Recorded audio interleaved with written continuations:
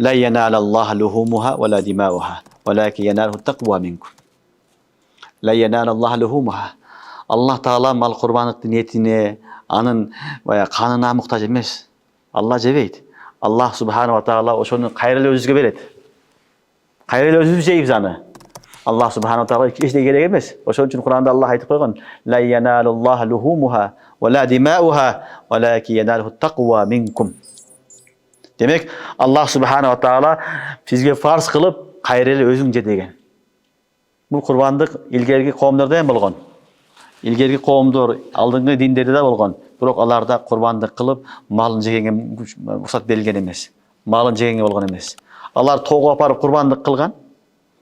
Taştap koygan asmandan çakılgan düşüp küygüsse bu kurbanlık kabul bolgan belgisi bolgan.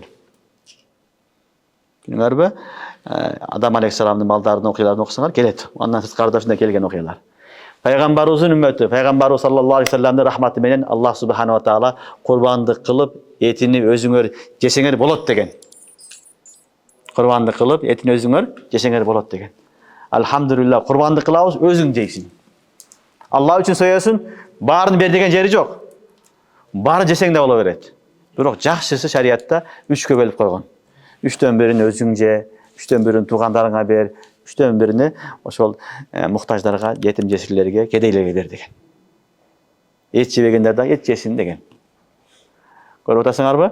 Demek bu kurbanlıkta Allah Subhanahu wa Taala bizge bergen, bunu kayrele özübüzgö beret. Özübüz pişirip jeybiz.